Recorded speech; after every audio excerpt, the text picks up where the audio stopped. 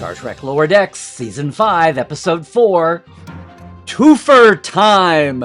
Something old, something new, something hashed out, something food.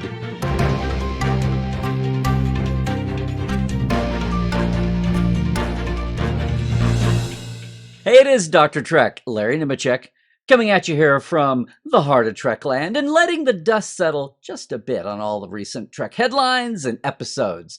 So, instead of a hot take or a quick take, you get a second opinion from Dr. Trek.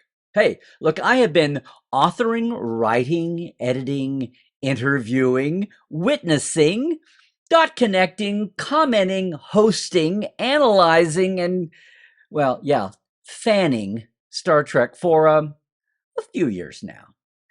And I just want to say a farewell to farms.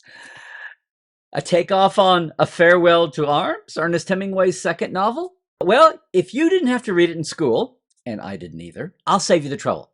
A Farewell to Farms has nothing to do with a soldier who is nearly mortally injured and falls in love with the nurse who rescues him back, and they race around looking for neutral territory and get married without wedlock, and in the end, his wife dies giving birth and the baby dies. I think. Oh, no. A Farewell to Farms has nothing to do with the namesake story, the namesake item, but it's just a pun. Just like last week's episode. What we do get is culture canon, ball overload. 2 planet cultures, right? One old, one new. But overall, it is a flesh-out feast of Star Trek canon, the universe. And finally, a dossier on one of the new Lower Decks regulars. It's long overdue for a close-up. And no, I don't mean Shax. Most of all, thank you, Lower Decks, for this peek into Klingon agriculture that I never knew I needed. And so for bringing us this outing this week, I gotta say our kudos. Our kudos this week go to, yes, writer Diana Tay. And by the way, we scoured the internet looking for a picture of the correct Diana Tay. Couldn't find one. Sorry about that. It's historic here on Second Opinion. But she's giving us here her first Lower Decks, although she has been story editor, right, on staff starting this season. Now, she had been staff writer on the animated Crapopolis on Fox and had one script there, but she came up the ladder as a writer's assistant and then the script coordinator, most notably on the Hulu middle school comedy, live action, Pen 15. And our director is once again, familiar name, yes, Megan Lloyd, who had been a storyboard artist for 3 episodes each on seasons 2 and 3. Then she directed 3 episodes last season, including I Have No Bones. And now, again, she directed the first episode this season, Dos Cerritos already, and now this, and probably, I bet, one more. Okay, little things, big things. And here's a big thing. Okay, I mentioned it. Klingon farming! Now look, Klingons were the original species diversity kids, right? And I mean long before the Discovery lumpy heads. No. Warriors, sure. But no, we've had Klingon scientists. We've had Klingon clerics. We've had Klingon chefs. We've even had Klingon lawyers, for God's sake. And now, Klingon Aggies. Which, of course, mean we have Klingon silos, complete with spikes. And we're also learning that Targs are not just pets, but they're commercial livestock. Oh, little things. Yeah, get off the farm and we find out we really do have Klingon acid punk, as described by Tendi once, remember? And that thrash lute player. Yes, that is a Klingon lute that's just been electro-thrashed. Plus, the Klingon concertina played overhead for effect, just like DS9's serenading Klingon chef, remember? Meanwhile, this ritual of Jathurg sounds suspiciously like another name homage. Don't know what yet, but stay tuned to this Trekland channel. Okay, a little thing. Since I'm not going to go into all the Klingonese of this episode, which was awesome. And yeah, the classics are here, like Patak, animal, to Chadish, my second. Remember, back in Sins the Father, that's what Picard was for Worf during his discommendation ceremony. But no, here, those two hover bikers that nearly collide, right? Experience Bidge! You experience Bidge! Well, look it up in your Klingon dictionary. Bidge is generic for punishment. I mean, who'd have thought the Klingons would be up for the cleanest cursing ever? Well, I guess anyone who ever played the 1993 Klingon Challenge VHS board game. Yes, that was a thing. That's who. It's also nice to hear a shout-out reminder for Darsex, the Klingon currency. Which is, helpful if you're a farm-to-market provider. Little things. Klingons have an oversight council? Ooh, how simply, wimpily bureaucratic. Then I guess that's how they survived long enough and had a fully fleshed out civilization to be able to get into space. I guess. Leave it to lower decks to finally reduce Klingon rituals and ceremonies to just bureaucracy. But oh, big thing. Finally, Cloakins? Okay. There you go. Culture canon overload at last. Finally, 4.5 seasons, and we finally hear what Dr. Miglimo is and where he comes from. And the next 52 major tonal descriptions of his culture. I mean, talk about a stopped up need here for a canon expose. Yes, thank you, finally. I mean, from their Nest World, nice bit, to what is this flapping? To the Book of the Flavorless? Yeah, to Flavor Prison, where butter is banned. Yeah, to your family being banished from the Great Seating Chart. Oh, and just their words. Plorpful and vigilant. Oh, and by the way, for you culturally illiterate like me, amuse-bouche is not a Cloacan term. Nope, it's French. It means a small food sample that's before or between meals that's chosen by the chef instead of by the user, the client, which would be an appetizer. So, Star Trek has once again taught me, or made me look it up, some more actual food words. I mean, it's just like hummus when Bashir ordered it way back on DS9. I thought it was Bajoran. Hey, I was an Okie, and it was 1993. And yes, did you see that landscape? Their architecture, half of it is, egg shapes. A little thing, or maybe it's a big thing depending on your point of view, because I don't know how anyone misses these unique opening titles, right? Soft and idyllic, and we use all that time to just set up the whole Klingon farm thing and get you interested in it and knowing that, oh my God, it's Klingon farmers. All that to say, yes, they've done this before. A mathematically perfect equation. The first peanut hamper visit with the Aoris, the avians that I mentioned. Is this the avian theme going through here? I don't know. But they were so stylistic. I was trying to think, is this an opening sequence from one of the Farewell to Arms movies, the real ones? And then no, maybe it's just an homage to the Insurrection opening titles, which were atypically not set in stars with bombastic music, but light and soft. I mean, a little kid didn't poke his head out of a haystack here, but I don't know. It's certainly an inspired choice and certainly charming and certainly cool to hear a softer version of the Lower Decks theme. And yet, of course, I still have some questions. For instance, number one, I'm going to assume that was gawk farming, the wiggly worms, pulling them out of the ground. Surely it was gawk. And was that gawk being ground up as part of the blood wine? Oh, and Inaran, hogfish gelatine? No, not so much the recipe, but the place, the source. Inara Prime. That was a planet that Voyager visited in the Delta Quadrant. Remember the neo-Nazis who had been trying to cover up their history of murdering regressives among their culture? Yeah, Now, we see that a lot of the Delta Quadrant cultures that we learned of through Voyager, had the first contact with, are mixing there along the border, across the Beta Quadrant. It's not, they're totally cut off. There is some mixing going on despite the distance. I mean, is this the same Anaran culture as Voyager visited? I mean, if not, it wouldn't be the first time we've had the exact same name culture from the Alpha Beta over in the Delta Quadrant. I'm looking at you, Katarians. Either way, that is definitely a hogfish. Oh, one more.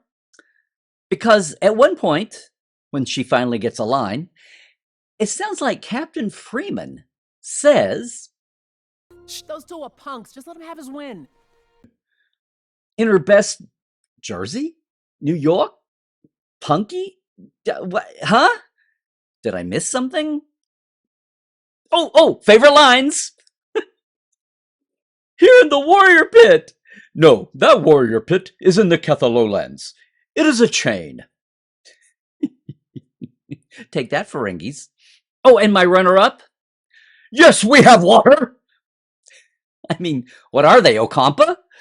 Okay, our cast and characters, and yes, we've got so many reused, recycled, and family Klingons and characters and names. Look, our lead guy, Mar, that's John Curry, okay? He was first playing this character way back in that great landmark episode, Wej Douche, right? But we've seen him since then in Two-Fix and the Inner Fight in Season 4. That's where some of the backstory drama that comes through here happened. And then Maelor, his brother, not to be confused with Molor, the tyrant that Kahless slew. Oh, no. Because Maelor he's a perfect Klingon for R2220s, right? Warrior? Nah. No, he's a slacker bro with a heart of gold. And some mean Targ wrestling skills. Now, he's being voiced by Sam Witwer, okay? Who we've seen live action as a Xindi Arboreal technician, back on Enterprise on the Shipment, Season 3. He was also Lieutenant Crashdown on Battlestar Galactica. And in this episode, it's the same actor who's voicing the Cloacan, Sir Leghorn. Pay attention, son. Look at me when I'm talking to you. So he's got two great leads in one show. Good on you, Sam. Now, Corin, who is the third member of the Oversight Council, he was the general who Mariner very famously accompanied and got drunk way back on the series' second episode. You remember? Way back then. Jess Harnell is his actor. And then Blarg, who's the head of the Oversight Commission, right? And who gets it in the end. Wow, a death on lower decks, a killing, a murder. Oh, it's okay. It's only Klingons. And we've had it before. That's how we got to this place, right? Because he's the brother of Dorg that Ma'ar killed way back in those earlier episodes, right? And he's voiced, both brothers have been voiced by the same guy, Colton Dunn. The other council member, the female Klingon, is Inaj, and voiced by Dulcie Sloan, who's an actress, a stand-up comedian, and you may have seen her over the years recurring in comedy sketches on The Daily Show. And best of all, our old bestie Mary Chieffo is back Klingoning, or Klingon-holing, as Kalara, that Klingoness would-be girlfriend of Mar that we see in the teaser, well, the opening acts anyway. Now, you knew her, of course, as Chancellor Orell, back on Discovery. Meanwhile, we're really still in an upper deckers drought, right? But if you check your credits, you find out Jerry O'Connell has been ransomed out. He was the second Klingon biker in that experienced binge war. And our Shax, Fred Tashator, well, he goes blue collar here twice. He's the Warrior Pit bouncer, and he's the Oversight Council worker, we'll say. And Dr. Tana's Gillian Vigban, she gets to star here as Madame Gonald, the female taste dead Kowakian. Captain Freeman, yeah, we finally get a little bit of Freeman here. She's even got some crew protection time. But to Lynn, where were you? Now, Rutherford here becomes the kitchen magician. And hey, who gets the award for the best one-line scene by a regular this time? Yeah, it's Tendi and her kitchen assassin skills. Not only does it make total sense, But the scene with the pastry bag with the Delta is hysterical. And I can't tell if it's funny on its own terms or because it's Lower Deck's sly way of making fun of all those deltas on everything they touch in the live action shows. But hey, for our leads, we do still get back to some growth. In funny ways, of course. And here's Boimler, growing up to be action guy, right? As well as advice guy for Mar. And he also has grown to be a mustache model and Mariner. She's growing. What is it? She growing to be like a Spock, a half Vulcan, who's not trying to wipe these feelings, destroy them, but just figure out how to harness them, how to box them up and get them out when appropriate, when to turn it on and when to turn it off. She's even going meta and talking to herself about it. But most of all, sure, the long overdue star of this episode is Dr. Miglimo. I mean, after all the food metaphor jokes, now it's time for the real deal, finally. Seriously, because now, this is so Star Trek, Miglimo, we find out, is an outcast amid his own kind. And now he's the storied prodigal alien who leaves for Starfleet. Yeah, and becomes an outcast. By the way, did you hear? His first name was Gabers. Now, apparently, this was in-house knowledge for a long time in the in-house notes. It's been on StarTrek.com for ages, but this is the first time it's been on screen canon, yay. So much finally made it in here.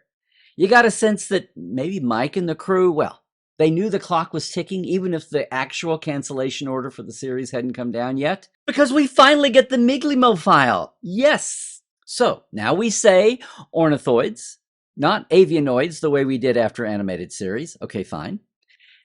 We have the Cloakans. They're flightless and they're more like chickens.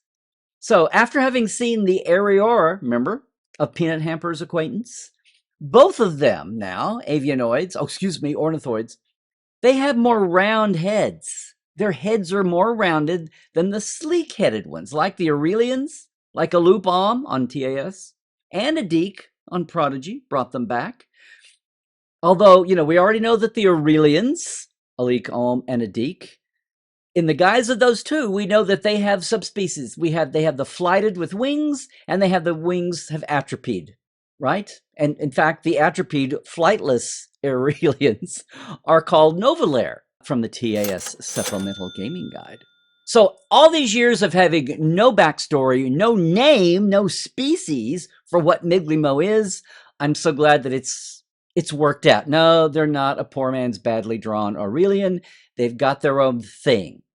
In fact, this all reminds me, I'm glad we're having this emphasis on ornithoids, right? Because have you heard the story of John Billingsley's audition for Enterprise? No one knew what a Denobulan was going to look like. It was going to come along, or even what the culture was going to be based on, right? So he's trying to come up with a backstory, just have an alien accent and it was going to be a positive outlook kind of guy, but different from Neelix, please. At his coming up with his own backstory at his audition, he said, how about I just kind of squawk like a bird? He did his audition with some squawking, and everybody in the room said, okay. He goes down to the first time to be on camera with the director, the pilot, and he throws it in between his lines and it's like, what are you doing? Don't do that. John Billingsley loves to tell that story. And I'm so glad we're getting avianoids here into the show, into the animated so much, because that's where you can really take advantage without worrying about makeup. And I swear, Paul F. Tompkins, who is Miglimo's voice actor, still sounds to me like he's doing a John Billingsley impersonation. Is it an homage? I'm going to ask him someday. Oh, and most of all, yep, Dimensional Rift. That's it. The season-long arc that's being understated this year. In fact, in this episode, as Mike had said, because here, it's just dropped in on a pad. The Mariner's reading, right? Oh, it's a dimensional shift. Is it organically made, or is it being manufactured by someone nefarious? But please tell me that Boimler's season-long facial hair arc is going to be the key to it all. Well, whatever. Next week, We're journeying to Starbase 80. Starbase 80? Yeah, question mark. And who knows what that will bring.